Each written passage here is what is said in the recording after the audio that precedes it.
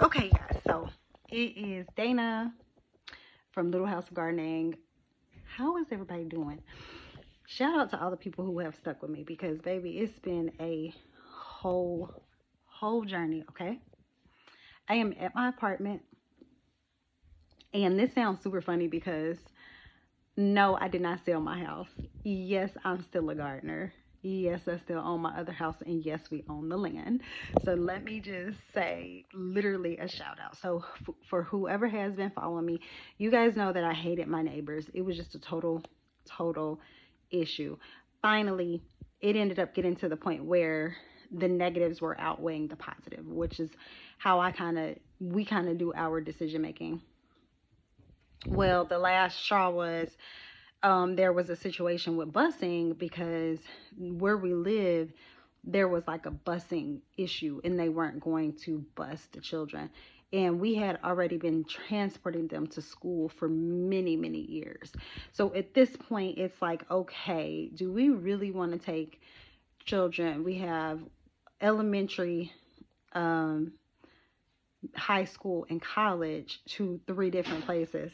Not our college student, but you get what I'm saying. Who's driving where, who's doing pickup, who's dropping off, or whatever. So that was a no go. I'm in my little garden corner right now in the apartment. Okay. Um, so we had the land. We visited the land. Did not like the land. There was no diversity. There was 0.5% land.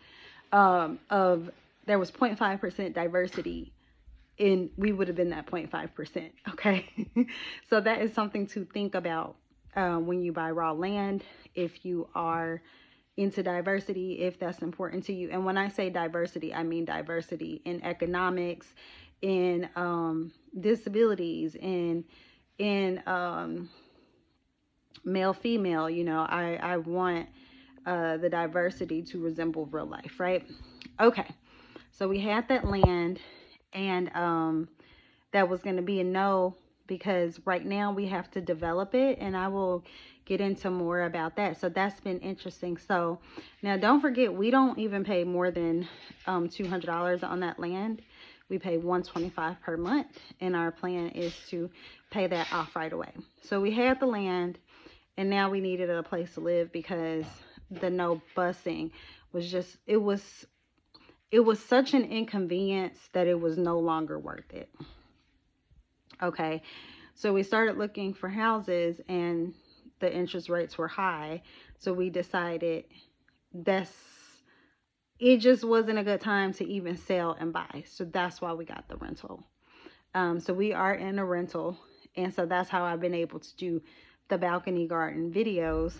Um, we moved in here in August, and we've been transitioning, y'all. And it has been, y'all talking about work between the raw land, the house, the apartment. And when I say it's just been, um, it's been great. It's been a journey.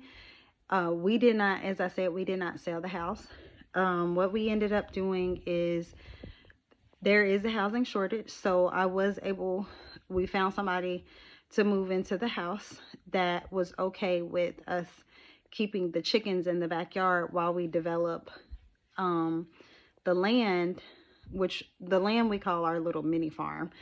We're trying to figure out what to name it. Probably Little House of Gardening. Um, but we have a family over there that was like, cool, whatever, because it's not bothering them, right? So we go over there and we check on them. Um, it's it's not like they're free ranging anymore, and then we can still get our eggs um, over there. So it ended up working out, um, and so that's been our life. So all that being said, now I have been making these videos about apartment gardening, small space gardening, and now being in an apartment, I actually realized how much space I had in my greenhouse. Yes, it was small, but it's nothing like being in an apartment. You don't have the pollinators out. So I'm doing lots of hand pollinating. I keep a little paintbrush to actually hand pollinate. Um, and then yes, I'm container gardening, but you still have less space. So I've had to really adapt and figure out, okay, what is going to work for this space. So right now I've been working on my herb garden, which I had already done the basil. I have been drying my own basil as it grows out. And so now I'm heavily focused on replacing my parsley, onions, and garlic so I can make my own little seasonings.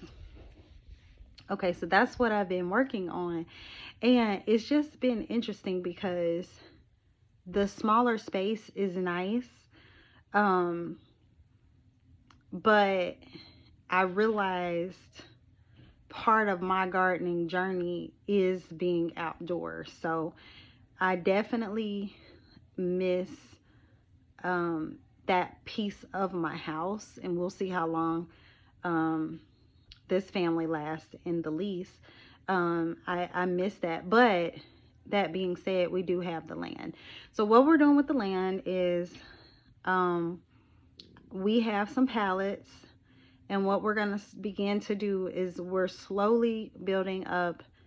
You guys remember we put the watering catcher is out there, but now we are building up a compost from pallets. I think I posted a video on that. So we started collecting the pallets, and now that we've gotten moved and figured out all the paint and everything, I think we actually found the paint this weekend. We'll be able to paint the pallets and then get out there maybe before winter. I'm realistic. It depends. This is the Midwest, Ohio, so some days it's raining, some days it's snowing, some days it's flooding, who knows. So we might get out there and do it in December. If not, it'll have to wait till spring. So all that to say, yes, we are still gardening. Now what you will see me posting is more food videos, and I've been trying to grow food that I can actually grow well indoors and practice some of this very small space gardening and actually eat the food that we're growing. So I'm gonna post. I've been really working on, I call it my gardening corner that I created for inside, and I'm growing cabbage, kale, my peppers, the parsley, and I just soaked some lettuce seeds because my other seeds never grew. And I soaked, I'm soaking, oh, my mint. I really want to grow a bunch of mint, but the lemon balm that I grew this summer, it ended up drying out. So I just took that and I repotted it. I don't know why it dried out because it never did that before. It just used to grow like crazy. And so there are some certain things that are a little bit different inside. I just don't know what. But anyway, so that's been the update. Now, all that to say, was this move a good idea? Absolutely. I think the driving the kids to different locations for so many years was not a good idea, and we probably should have made the move sooner. All that to say, this situation is better this way, even though we have to pay rent. It's the peace of mind, and it's the balance in life, because we weren't having any balance. And I know the parents that are out here, they're swinging it and working different shifts and doing that for many years. It takes a toll on you. And then you got to you have to buy a $400,000 or $500,000 house just to get a life of ease. It's like, well, we might as well just rent that one out and just find a little apartment that we can rent temporarily until we see what we can do.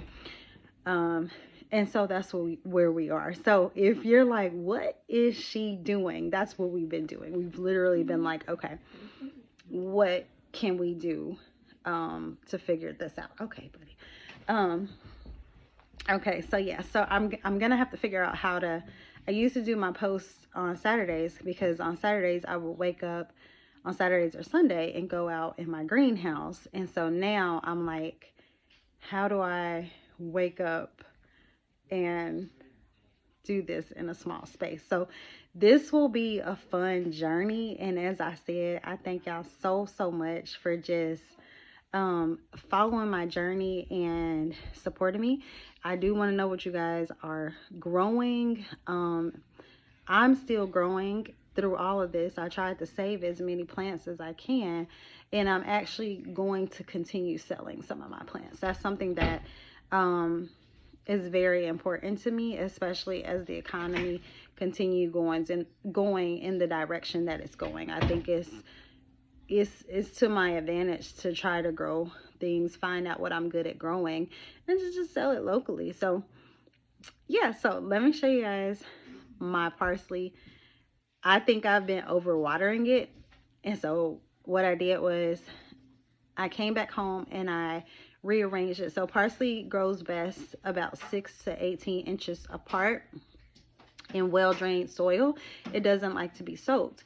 But with me moving everything around, and then we had like a flood storm here recently, they were all soaked, and they were not 6 to 8 inches apart because that takes up so much space. Once again, spacing has proved to be a problem. So what I did was I came home and I tried to put two parsley plants in one planter, which I think is okay. And then I made sure that it was well drained. And then parsley likes full sun, and so I put the grow lights right near them, and I'm trying to work on this little shelf to make sure that every plant is where it's supposed to be. And so I will share that with you guys now. And so now that we're finally getting settled in, you guys will see more posts. So thank you again for following me, and just for being just amazing viewers. I have really cool viewers. Yeah, you guys are cool. Oh, and the AI. So I was playing around with AI. I just don't like it. I think that of course I had to go and do the research about how much water it takes to do one AI thing, and then that just freaked me out. Does it work? Is it efficient? It absolutely is. But it part of creativity is the individual, right? I feel like it takes away from the human element of being able to be like, oh, I can connect with her because she's doing that too. So I don't know. I'm still on the fence about it, but thank you guys for subscribing. I will share my little parsley journey, and please like, share, and subscribe if you like this type of information. Bye bye. Bye.